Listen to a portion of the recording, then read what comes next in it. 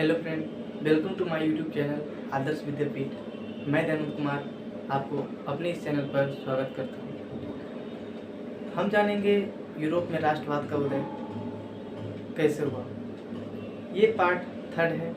पहले हम 2 पार्ट में पढ़ा चुका हूँ कि सबसे पहले राष्ट्रवाद का उदय कहाँ हुआ और वियना सम्मेलन में किस किस देश ने भाग लिया और वियना सम्मेलन में क्या क्या हुआ।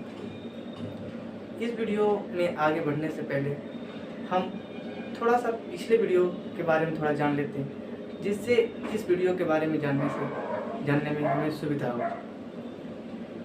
जब वियना सम्मेलन में चार देशों ने जिन्होंने भाग लिया था, ऑस्ट्रिया, फ्रांस, रूस और ब्रिटेन में जो भाग लिया था, तो उसका मुख्य उद्देश्य ही था कि जो नेपोलियन ने जो फ्रांस के लिए जो देश जीते थे, जो राष्ट्र जीते थे, जो क्षेत्र जीते थे, उसमें पुनः राजतंत्र स्थापित कर दें और फिर से वही पुरानी व्यवस्था को लागू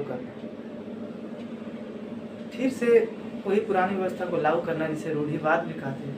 तो हम कह सकते हैं कि फ्रांस में फिर से रूढ़िवादी व्यवस्था को लागू कर।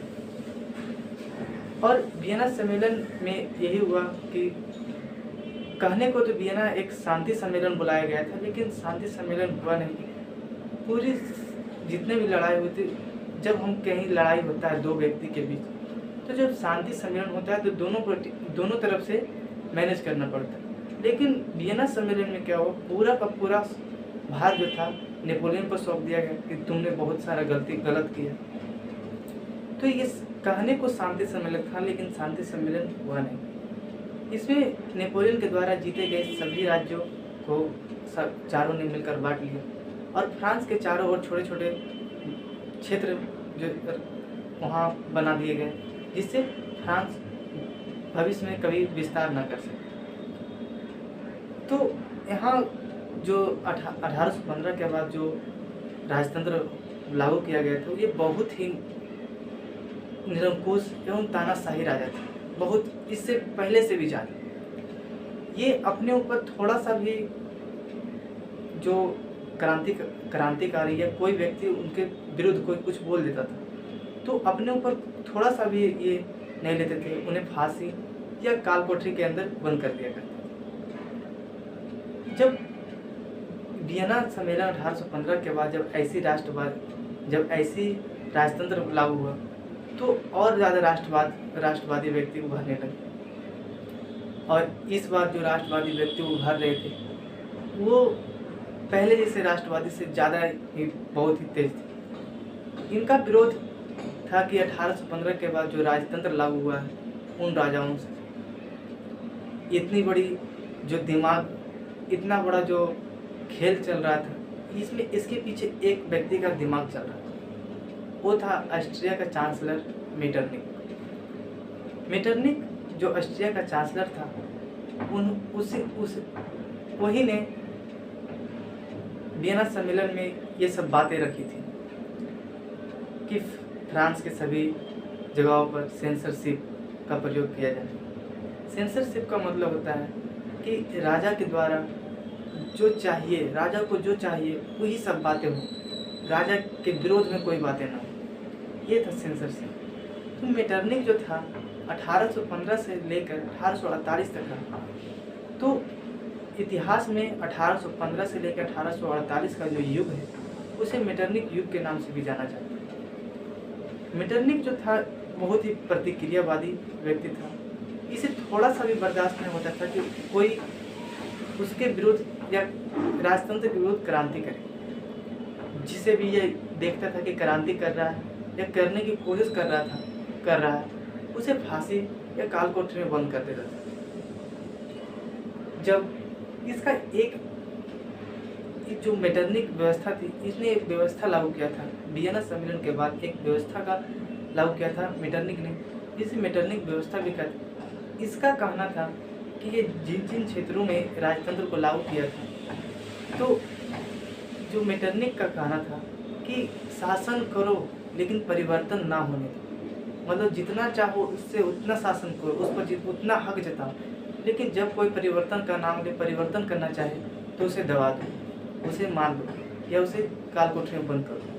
ये मेटरनिक का गाना था, इसीलिए इसे मेटरनिक व्यवस्था भी कहते हैं। मेटरनिक ने अखबार, गीत, संगीत इत्यादि चीज़ों पर सेंसरशिप का भी प्रयोग किया। उसमें ऐसी चीज़ आती थी कि किताब में अगर कोई शब्द ऐसा लिखा हो जिससे लोगों में क्रांति करने की भावना उत्पन्न हो, तो ऐसे शब्द को हटवा देता था। अखबारों में ऐसी बातों को छापने से मना करता था, छापने नहीं देता था। गीत संगीत में ऐसी भावनाएं ना हो, ऐसा गाना ना हो जिससे क्रांतिकारी जो व्यक्ति है उसमें लड़ने की भावना उत्पन्न हो, जो क्रांति करने की भावना उत्पन्न हो जाए, तो ऐसे गानों या गीतों को समाप्त कर देता था, बंद करवा देता था। इसने स्कूल कॉलेजों पर निगरानी लगवा दिया था, क्योंकि उसे डर लगता था कि जब स्कूल कॉलेज के ही छात्र छात्राएं जब पढ़ेंगे, अगर उन्हें कोई भी क्रांतिकारी या क्रांति से जुड़े कोई शब्द के बारे में बताया जाएगा तो वो सब क्रांति करना शुरू कर दें। क्योंकि आप किसी पढ़े लिखे व्यक्ति को ज़्यादा देर तक नहीं सता सकते, वो विरोध करता है। अगर कोई पढ़ा लिखा व्यक्ति को आप सताना चाहते हैं तो वो थोड़ा देरी के लिए तो चुप रहता है, लेकिन उसे ज़्यादा देरी तक आप नहीं सता सकते। तो ठीक उसे इसी डर था मेटरनिक को। लेकिन इतना सारा कार्य करने के बाद भी, इतना कड़ाई करने के बाद भी मेटरनिक पूरी तरह से सफल नहीं हुआ। क्योंकि मेटरनिक सफल नहीं होने का कारण था कि यंग यूरोप, यंग इटली और कार्बोनेली जैसी संस्थाएं थी जो मेटरनिक के द्वारा बनाए गए जो राजतंत्र थे उसे जगह जगह जाकर क्रांति कर रहे थे, और क्रांति करते करते उन्हें कब्जा करने लगे। हद तो तब हुआ जब 1848 ईस्वी में खुद मेटरनिक के विरुद्ध ही वियना में सब लोगों ने खुला संघर्ष करने लगा। अब लोगों ने कहने लगा कि यार तुम्हारे आतंक से हमें कोई डर नहीं, भले हमें मार दो, लेकिन हम लोग तुम्हारे चलते नहीं, तुम अब जो कहेगा हम नहीं कर सकते। अब मेटरनिक के विरोध सब लोग हो गए।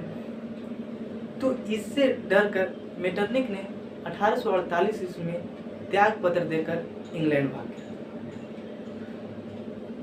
जब ये सब इंग्लैंड भाग गया तो जो यंग इटली, यंग यूरोप, ये किसकी संस्थाएं थी?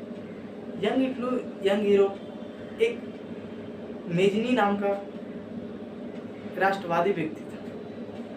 मेजनी जो था वो इटली का एक राष्ट्रवादी व्यक्ति था, जिसका जन्म 1807 ईस्वी में हुआ था। इटली के एकीकरण में मेजनी का बहुत ही बड़ा योगदान रहा है। जब हम इटली के एकीकरण में पढ़ेंगे तो हम जानेंगे कि मेजनी का क्या योगदान रहा था। अभी जान लेते हैं थोड़ा सा मेजनी के बारे में कि मेजनी कौन था। मेजनी को कहीं कहीं जोसेफ मेथ्सनी भी लिखा है। तो 1815 के बाद जब वियना सम्मेलन के बाद जो जितने भी राजतंत्र बनाए गए थे, तो जो क्रांतिकारी उत्पन्न होते थे उनका संबंध उन्हीं राजतंत्रों के विरोध में था। जो जितने भी क्रांतिकारी हुए थे वे सभी 1815 के बाद जो राजतंत्र व्यवस्थाएं थे उसके विरोध में थे। ऐसा ही एक व्यक्ति था मेजनी, जो इटली का एक क्रांतिकारी व्यक्ति था। उसका पूरा नाम जोसेफी मेथ्सनी है, जिसे मेजनी भी कहते हैं। जब मेजनी 24 साल का था, युवावस्था में था, तो वह लिगुरिया में क्रांति करने के लिए उसे बहिष्कृत कर दिया गया था, उसे बाहर निकाल दिया गया था लिगुरिया में, जब वह 24 वर्ष के युवावस्था में था। तो उसने अपने इटली में आकर तो संस्था का निर्माण किया, संगठन का निर्माण किया, जो था पहला यंग इटली का निर्माण उसने मर्सेई में 1831 ईस्वी में किया था, और यंग यूरोप का निर्माण उसने वर्न में 1833 ईस्वी में किया था। यंग इटली और यंग यूरोप के जो सदस्य थे वो पोलैंड, फ्रांस, इटली और जर्मन राज्यों में समान विचार रखने वाले युवा थे। ये समान विचार वाले कौन थे? जो 1815 के बाद जो राजतंत्र व्यवस्था लागू की गई थी तो उनके विरोध में जो क्रांतिकारी उत्पन्न हुए थे वही सब एक समान विचार जैसे रखने वाले युवा लोग थे। मेजनी का विश्वास था कि ईश्वर के मर्जी के अनुसार राष्ट्र ही मनुष्य की प्रकृति इकाई है। मेजनी मानता था कि भगवान भी चाहते हैं कि जो मनुष्य का पहला प्रकृति इकाई है वो राष्ट्र है, देश है उसका। इटली ने छोटे छोटे राज्यों को एकीकृत करना चाहा। वह बोलता था कि इटली को अगर इन पाबंदियों से मुक्त होना है, इन राजतंत्रों व्यवस्थाओं से मुक्त होना है, तो उसे एकजुट होना होगा, उसे एक साथ होना होगा। ये मेजनी कहता था। स्विट्जरलैंड, जर्मनी, फ्रांस और पोलैंड जब इटली के इस सब दिमाग को देखे, इस सोच को देखे कि मेजनी जो है बोल रहा है कि इटली को अगर आज़ाद होना है तो उसे एक होना होगा, तो इसको देखकर स्विट्जरलैंड, जर्मनी, फ्रांस और पोलैंड में भी गुप्त संगठन बनने लगे कि हम सब भी आज़ाद होना चाहते हैं, हम भी आज़ाद हो जाएंगे। और मेजनी ने अपने प्रजातांत्रिक गणतंत्र के स्वप्न से रूढ़िवादी को समाप्त कर दिया था। इसलिए मेटरनिक ने उसे कहा भी था, मेटरनिक ने मेजनी को कहा भी था कि मेजनी हमारी सामाजिक व्यवस्था का सबसे खतरनाक दुश्मन है। यह कथन किसका था? मेटरनिक। मेटरनिक का कथन था कि वो मेजनी से कहता है कि हमारी सामाजिक व्यवस्था का सबसे खतरनाक दुश्मन है तो मेजनी। इसमें ऑब्जेक्टिव टाइप देख लेते हैं कि ऑब्जेक्टिव कौन कौन है। तो देखिए, सबसे पहला कि यंग इटली और यंग यूरोप के संस्थापक कौन थे, किसने ये बनाया? तो आंसर क्या होगा? Joseph Mazzini. यंग इटली और यंग यूरोप के संस्थापक कौन? जोसेफी मेजनी या मेजनी। कहाँ हुआ था? मार्सेई में यंग इटली की स्थापना की गई थी 1831 ईस्वी में। यंग इटली की स्थापना जोसेफी मेजनी ने मार्सेई में 1831 ईस्वी में किया था और यंग यूरोप का स्थापना 1833 ईस्वी में वर्ण में किसने किया था? मेजनी ने। दोनों का जो दोनों संस्थान का जो संगठन किया था मेजनी ने किया था, एक 1831 में और 2 साल बाद 1833 में किया था। और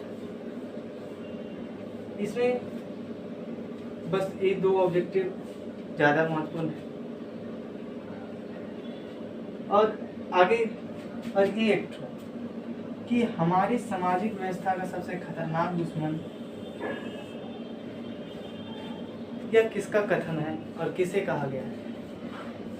हमारी सामाजिक व्यवस्था का सबसे खतरनाक दुश्मन मेटरनिक ने कहा था मेजनी को कि हमारी जो सामाजिक व्यवस्थाएं चल रही है, राजतंत्र व्यवस्था जो चल रही है, इसका जो सबसे प्रमुख दुश्मन है वह मेजनी को मानता था।